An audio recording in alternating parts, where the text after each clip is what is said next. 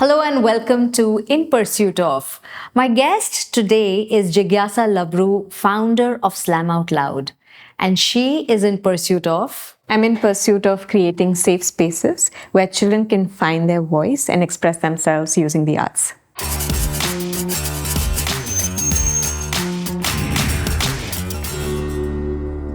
So, Jigyasa, tell me, how do you pursue this? So I pursue this by founding an organization called Slam Out Loud, and also in my own life by practicing the arts.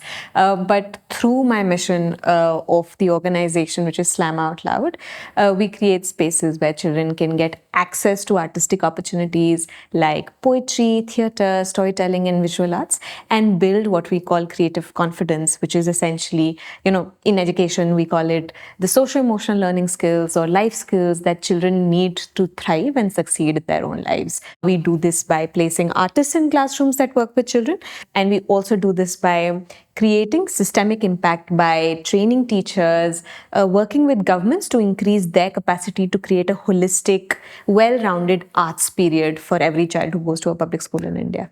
So, Jigyasa, tell me, you do have two programs which is under Slam Out Loud, which are called Jijivisha Fellowship and Arts for All. And it would be nice if you could just explain both a bit to us. The Jijivisha Fellowship is a deep, highly controlled program where it's almost like an experimental lab for us, where we put out products, where we test what high quality artistic education can look like with children, what the best outcomes can look like, and what does excellence for Slam Out Loud mean that we can replicate. So what we do is we take a highly selective group of art educators who essentially come from backgrounds in psychology, the arts, art therapy a lot of times, and we place them into low-income classrooms that are spread across Mumbai, Delhi, Pune, and Bangalore. And to just give you an example, last year we had about 900 people who applied for the fellowship. We took 17 people out of them. 100% of them completed the fellowship, showed great outcomes in the class on social emotional learning, and they also allowed us to pilot various things in the classrooms, like how do you teach climate action using the arts. And so this is like our learning lab where we learn, where we see excellence. And we take our learnings from here, which is the Jijivisha Fellowship, and try to scale them through our systemic program, which is Arts for All. Let's say you were a child in a government school in India, and you're entitled to an art class every week. But what happens is it mostly becomes a free period, or sometimes it would become a science or a math class.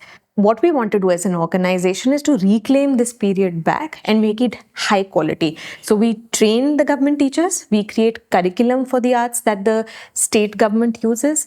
And our training is not like, we came and we trained and then we ran away. We support the teachers through the year, hold multiple trainings, go to their classrooms, give them feedback, allow them to build a high quality arts class. And all of this work happens because we've had learnings from a program which is deeply controlled, our actors and our actions. And now it is, the government's actors and our actions and our curriculum. So that's how these two programs are different. Our Arts for All operates in Punjab and Maharashtra at the moment.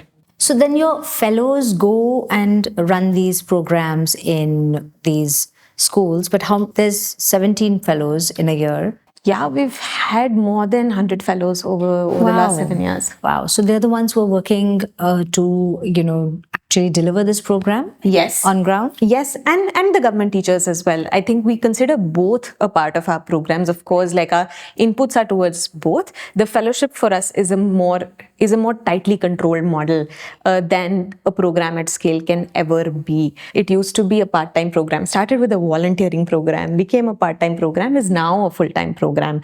With the teachers, they're already in system. They are going to be in the system for many, many years. But when we impact like a teacher who's in a government school, the possibility of them impacting like generations of students is much higher. But this is where we learn.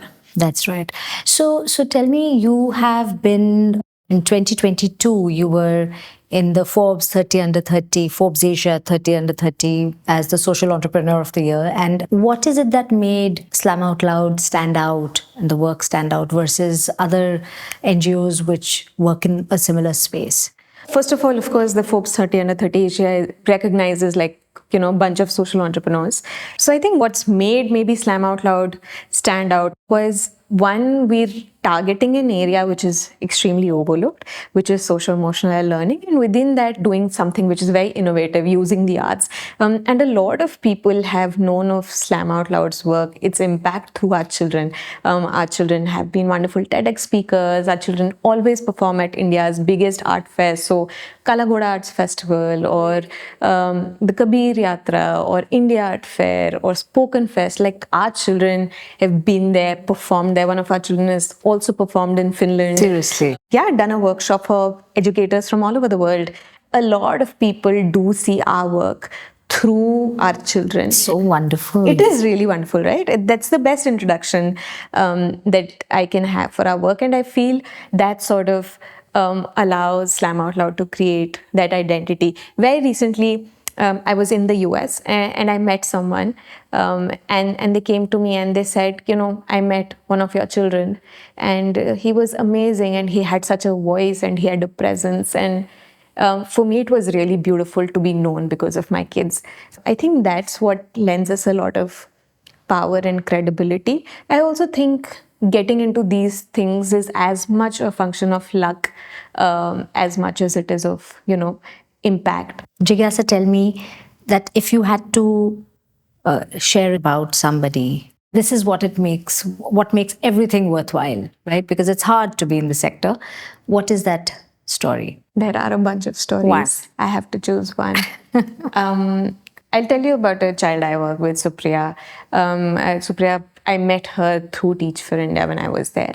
And Supriya, in the beginning, was, this shy kid who had a lot of ideas that she wanted to write about. And I met her through an open, spoken word poetry workshop that I was holding for Slam Out Loud. So first workshop, I remember Supriya, quiet child, sitting at the back, scribbling something. And over the next 5-6 years in which Supriya was part of Slam Out Loud's programs, I saw her go onto stage, speak her truth to power, speak about things that are important to her. She's spoken about how the world sees her, what the idea of the world is in terms of beauty. Supriya is the child who performed in Finland. She performed a poem called Numbers, in which she says, the walls of this red building called school are so high that only the walls see the world outside. And Supriya was someone who did well academically, and yet she thought that way about numbers and academics. And Supriya was also this child who, in the course of these 6-7 years that I got to work with her at Slam Out Loud, became an independent thinker, took care of her siblings, was a very responsible older child in the family. And at this moment, she's on a full scholarship at Ashoka University. She's studying liberal arts.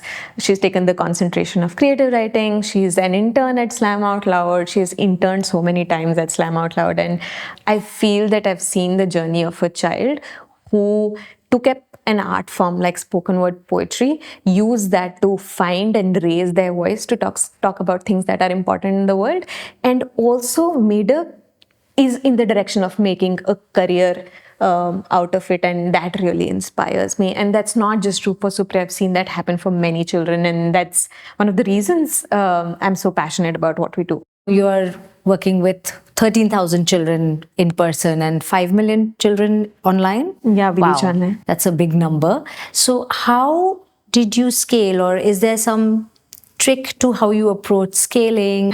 Maybe it's not a trick. Maybe it's a mental model. Yes. Or a framework. I think, first of all, I'm unsure if every entrepreneur wants to scale. So the mental model for scale actually came from one of our mentors, Sanjay ji, who talks about how we can make a choice as entrepreneurs whether we want to scale an organization or whether we want to scale an idea. The difference here is that if I want to scale Slam Out Loud as an organization, and many organizations have done that before, I need to put in more money, more resources. Slam Out Loud needs to be present everywhere. Slam Out Loud needs people, needs relationships, things happening everywhere. But on the other hand is the idea that every child should have access to artistic spaces to find their voice. How might I liberate that idea? When I decide that Slam Out Loud's curriculum will become open source, so any teacher anywhere can access it, I kind of take a step towards liberating that idea. Or when I say that I can support the state government in creating a holistic arts curriculum, and even if when the curriculum goes out, it does not have the Slam Out Loud brand. I'm okay with it because I'm committed to solving the problem rather than going the organization. That kind of makes the shift in allowing the idea to scale fast. Wonderful. That's a really good way of looking at it. Really, I mean, to allow everybody access to this idea. Every organization faces some challenge or the other. Funding nahi hai, ye nahi hai, wo nahi hai, all of that. But a unique set of challenges or challenge that Slam Out Loud has. What would that be? And Audre Lorde said, like, poetry is not a luxury and arts are not a luxury. So when we are in this space, when what we do is seen as a good to have and not a must have, not our work as an organization is not just to solve this problem that children don't have access to art, but our work is to also make people believe and bring people on to be our patrons in saying that this is a problem worth solving, that children should get that access. So I think a unique challenge that we have is we're trying to solve a problem that not a lot of people see is a problem. Yes, I can understand that, and I think that must slow things down because people don't have a sense of urgency around it. Absolutely. Then. So, what is your vision for Slam Out Loud? I was saying in the beginning, when, if you were a child in a government school, you're entitled to this art period where nothing happens. And my vision for Slam Out Loud is to make something happen in that period, to transform this art period into a safe space for creativity, for building the life skills that will allow you to thrive, for creating that space to find your own voice as an individual and agency, which will allow you to have dreams. So one of my favorite poets is Pash. And he says सबसे खतरनाक होता है हमारे सपनों का मर जाना. और अगर हम हमारे बच्चों के लिए जो गवर्नमेंट स्कूल्स में जाते हैं एक ऐसी जगह बना सकें जहाँ वो सपने देख सकें, वो कितनी खूबसूरत चीज़ होगी. और आर्ट्स के थ्रू वो हो सकता है. हम सबकी लाइफ में कुछ मुश्किलें होती हैं और जब हम कोई अच्छा गाना सुनते हैं या कोई सुंदर पेंटिंग देखते हैं या कोई किताब पढ़ते हैं, कविता पढ़ते हैं, तो हमें लगता है कि हम अकेले नहीं हैं एक्सपीरियंस में और हम अपने बच्चों को ये नहीं दे रहे. और हम अपने सबसे जो एडवर्सिटी मुश्किलों से बच्चे आ रहे हैं, पीछे के तबके के जो बच्चे हैं, उनको वो चीज़ नहीं दे रहे हैं. मैं चाहूँगी कि वो बदले हमारे देश में और देशों में भी, पर पहले हमारे देश में. पहले हमारे देश में. Very nice. Thank you, Jigyasa. It was nice talking about Slam Out Loud and knowing the details. So thank you so much. We will continue our conversation with Jigyasa Labroo only on In Pursuit Of.